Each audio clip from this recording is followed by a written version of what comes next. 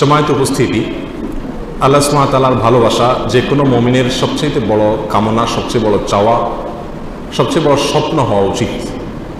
আর আল্লাহ সুবহানাহু ওয়া তাআলা যখন কোনো বান্দাকে ভালোবাসেন, আল্লাহ সুবহানাহু ওয়া তাআলা যখন কাউকে পছন্দ করেন, তখন বেশ কিছু আলামত আছে, বেশ কিছু চিহ্ন আছে যেগুলো দেখে আমরা অনুমান করতে পারি, ধারণা করতে পারি আল্লাহ সুবহানাহু ওয়া তাআলা কাকে ভালোবাসেন আর কাকে ভালোবাসেন না।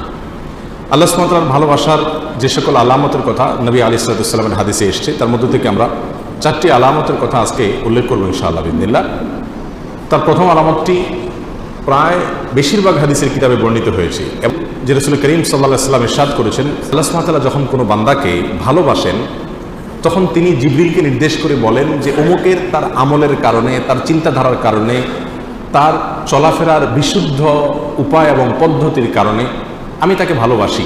আল্লাহ সুবহানাহু ওয়া তাআলা ভালোবাসাকে তখন জানিয়ে দেন, তখন তিনি জিবরিলকে নির্দেশ করেন তুমিও তাকে ভালোবাসো। তখন জিবরিল আসমানে ঘোষণা দেন যে আল্লাহ অমুককে ভালোবেসেছেন, তাই আল্লাহ নির্দেশ করেছেন ভালোবাসার, তোমরাও তাকে ভালোবাসো। আসমানওয়ালারা অর্থাৎ ফেরেশতারা সকলে তার প্রতি ভালোবাসা প্রকাশ করেন। তখন আল্লাহ সুবহানাহু ওয়া তাআলা স্বয়ংক্রিয়ভাবে পৃথিবীতে যারা বসবাস করে তাদের অন্তরে ওই ব্যক্তির প্রতি ভালোবাসা সৃষ্টি করে দেন। বর্ণনাকারী বলেন, আর যদি কাউকে আল্লাহ সুবহানাহু ওয়া তাআলা ঘৃণা করেন, অপছন্দ করেন, একইভাবে অর্থাৎ জিবরিলকে ডেকে বলেন আল্লাহ সুবহানাহু ওয়া তাআলা আমি অমুককে তার কর্মের কারণে তাকে আমি অপছন্দ করি, তুমি অপছন্দ করো। আসমানওয়ালারা অপছন্দ করে, তারপরে জমিনওয়ালা বা পৃথিবীবাসীও তাকে অপছন্দ করতে থাকে। এই হাদিস থেকে বোঝা গেল আল্লাহ সুবহানাহু ওয়া তাআলা যখন কাউকে ভালোবাসেন তার একটা আলামত হলো যে পৃথিবীতে বেশিরভাগ মানুষ বা সচরাচর তাকে যারা চিনে জানে তাদের সকলের ভালোবাসা তার প্রতি আল্লাহ সুবহানাহু ওয়া তাআলা সৃষ্টি করে দেন। এখন আপনারা কেউ বলতে পারেন, তাহলে আমরা অনেক তথাকথিত তারকা, তথাকথিত জনপ্রিয় শিল্পী, বিভিন্ন সেক্টরের আমরা দেখি তারা খুব জনপ্রিয়, তাদেরকে মানুষ অনেক বেশি ভালোবাসে, তাদের অনেক ফ্যান ভক্ত পাওয়া যায়, তাহলে তার মানে কি এদেরকে আল্লাহ সুবহানাহু ওয়া তাআলা অনেক ভালোবেসেছেন, তাই জিবরিল ভালোবেসেছেন, তাই পৃথিবীতে সবাই তাদেরকে পছন্দ করে, তাদের ফ্যান ফলোয়ার আছে? ব্যাপারটি কি তাই? ব্যাপারটি তা না। আসলে এখানে জমিনওয়ালাদের ভালোবাসা বলতে মুমিনদের, ইমানদারদের, নেককারদের ভালোবাসা বোঝানো হয়েছে। যারা সৎকর্মশীল, যারা ভালো কাজ করতে চায়, যারা আদর্শবান, যারা মুত্তাকি, যারা পরহেজগার, এদের ভালোবাসা সচরাচর আল্লাহ সুবহানাহু ওয়া তাআলা এরকম ব্যক্তিকে দান করেন যে ব্যক্তি নিজে আল্লাহ সুবহানাহু ওয়া তাআলার কাছে প্রিয় হয়েছেন তার কর্মের মাধ্যমে।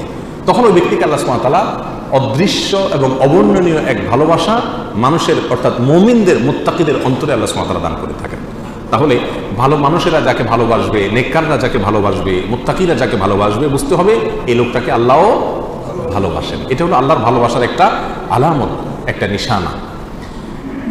আর এই জন্য আমাদেরকে জনপ্রিয়তা মানুষের কাছে চেয়ে বেড়ানোর প্রয়োজন নাই। এই হাদিস বলছে কেউ যদি চায় যে সকল ভালো মানুষেরা তাকে ভালোবাসুক, তাহলে সে ভালো পথে চলুক। সে ভালো পথে চললে আল্লাহ সুবহানাহু ওয়া তাআলাই তার প্রতি মানুষের ভালোবাসা সৃষ্টি করে দিবেন, তার প্রতি অটোমেটিক মানুষের ভালোবাসা সৃষ্টি আল্লাহ সুবহানাহু ওয়া তাআলা করে দিবেন। অতএব আল্লাহ সুবহানাহু ওয়া তাআলা আমাদের সকলকে মানুষের এরকম ভালোবাসা দান করুন যে ভালোবাসাটি আসলে আল্লাহর ভালোবাসাকে প্রমাণ করে। নাম্বার 2, আল্লাহ সুবহানাহু ওয়া তাআলা যখন কোনো মানুষকে ভালোবাসেন, কাউকে পছন্দ করেন, সেটা আমরা কিভাবে বুঝবো? তার দ্বিতীয় আলামত হলো আল্লাহ যাকে ভালোবাসেন তাকে বিপদ আপদ দেন, তাকে মুসিবত দেন, তাকে কষ্ট দেন। এটা হলো একটা আলামত যে আল্লাহ সুবহানাহু ওয়া তাআলা ওই লোকটাকে ভালোবাসেন। এ বিষয়ে সুনানে তিরমিজির এক হাদিসে আসছে, রাসূল আকরাম সাল্লাল্লাহু আলাইহি ওয়াসাল্লাম ইরশাদ করেছেন, ওয়া ইন্নাল্লাহা ইযা আহাব্বা কওমান ইবতালাহুম, আর যখন আল্লাহ সুবহানাহু ওয়া তাআলা কোনো মানুষকে, কোনো জাতিকে ভালোবাসেন তখন তাদের পরীক্ষা নেন, তাদেরকে মুসিবত দেন, কষ্ট দেন, রোগে, শোকে, অসুবিধায় ফেলে নানাভাবে আল্লাহ সুবহানাহু ওয়া তাআলা তাদেরকে পরীক্ষা করেন। এই যে বিপদ আপদে ফেলে দেওয়া, এটা কিন্তু আল্লাহ সুবহানাহু ওয়া তাআলার ভালোবাসার একটি আলামত। ফামান রাদিয়া ফালাহুর রিদা ওয়া মান সাখাতা ফালাহুস সাখত। আল্লাহর এই দেওয়া পরীক্ষায়, কষ্টে যে ব্যক্তি সন্তুষ্ট হয়ে যায়, আল্লাহর ফয়সালাকে মেনে নেয়, ফালাহুর রিদা, তার জন্য আল্লাহর সন্তুষ্টি অবধারিত হয়ে যায়। আর যে ব্যক্তি আল্লাহর এই ফয়সালায়, আল্লাহর এই কষ্ট দেওয়ায় সে অসন্তুষ্ট হয়ে যায়, আল্লাহর ফয়সালাকে মেনে নিতে পারে না, রিদা বিল কাদা, ইমানের গুরুত্বপূর্ণ একটা পয়েন্ট, এই বিষয়টি যে অর্জন করতে পারে না, বরং হাহুতাশ করে, অস্থির হয়ে যায়, গালমন্দ শুরু করে দেয়, আল্লাহর ফয়সালাকে সে অ্যাভয়েড করে, হ্যাঁ আল্লাহ আর লোক দেখে নেই, আমার উপরে সব বিপদ আসে, এই টাইপের কথাবার্তা বলে ফালাহুস সাখত, তখন ওই ব্যক্তির জন্য আল্লাহর পক্ষ থেকে অসন্তুষ্টি অবধারিত হয়ে যায়। আল্লাহ আমাদের মাফ করুন।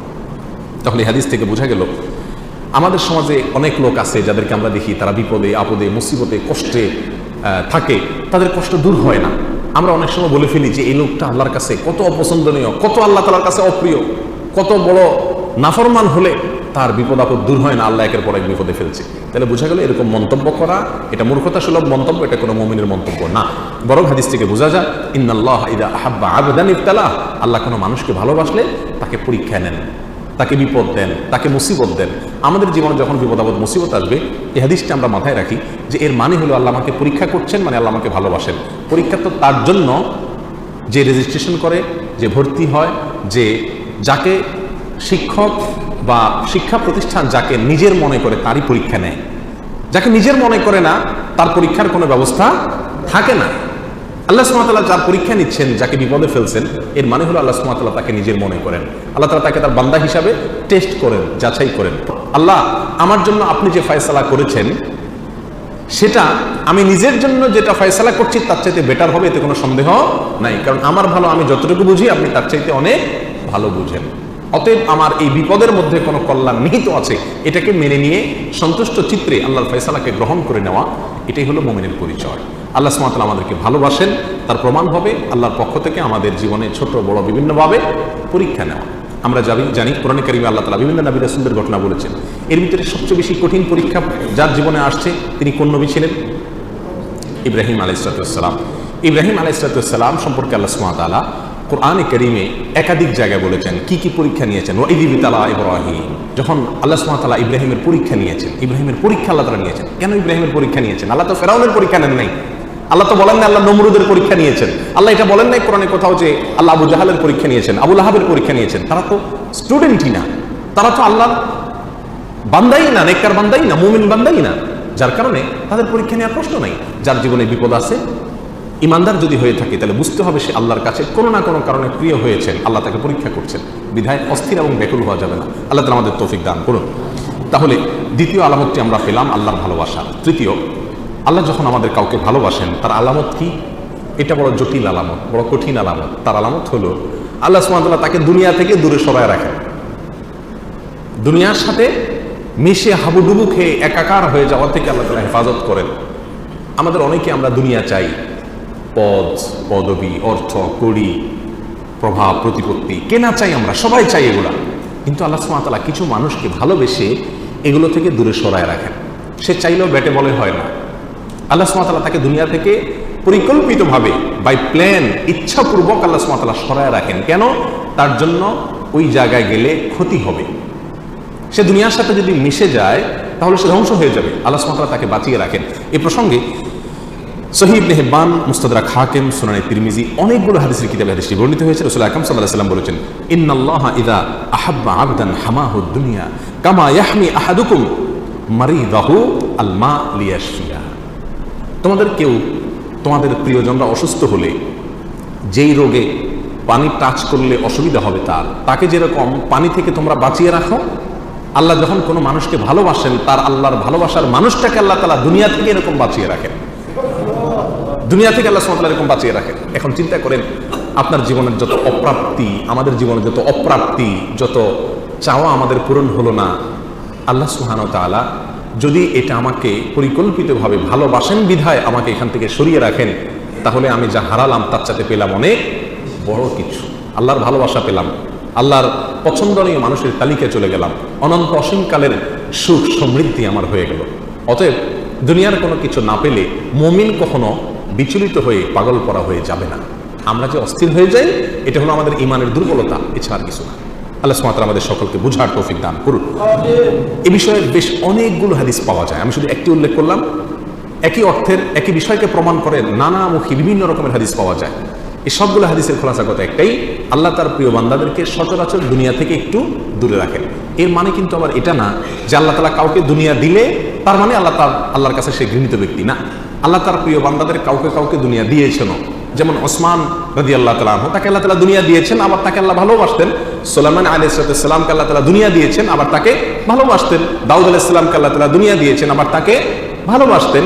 এভাবে বহু মানুষকে আল্লাহ সুবহানাহু ওয়া তাআলা দুনিয়া দিয়েছেন, আবার তাদেরকে ভালোবাসতেন। বিধায় যাদের পয়সা কড়ি আছে তারা সব আল্লাহর শত্রু এরকম মনে করারও কোনো কারণ নাই। তবে হ্যাঁ, সচরাচর বেশিরভাগ ক্ষেত্রে আল্লাহ সুবহানাহু ওয়া তাআলা যাদেরকে ভালোবাসেন তাকে দুনিয়া থেকে সরায় রাখেন। কারণ দুনিয়া যত দিবেন সে ভোগ করবে খুব সীমিত, হিসাব দিতে হবে অনন্ত অসীমকালে দাঁড়িয়ে অত্যন্ত কঠিন পরিস্থিতিতে। আল্লাহর ভালোবাসার আরেকটি আলামত হলো নেক কাজ করার সুযোগ পাওয়া। আল্লাহ যদি কাউকে নেক কাজ করার সুযোগ দেন, ভালো কাজ করার সুযোগ দেন, তৌফিক হয় ভালো কাজ করা, ভালো পথে চলা, এর মানে হলো আল্লাহ সুবহানাহু ওয়া তাআলা তাকে ভালোবাসেন। বিভিন্ন হাদিস থেকে আমরা জানতে পারি এই বিষয়টি। রাসূল আকরাম সাল্লাল্লাহু আলাইহি ওয়াসাল্লাম যেমন এক হাদিসে বলেছেন, আইয়ুরিদিল্লাহু বিহি খায়রান, আল্লাহ তাআলা কারোর কল্যাণ চান অথবা তাকে দিয়ে কল্যাণ করাতে চান, ইউফাক্কিহু ফিদ-দ্বীন, তাকে দ্বীনের বুঝ, দ্বীনের নলেজ, দ্বীনের ইলম আল্লাহ তাআলা দান করেন।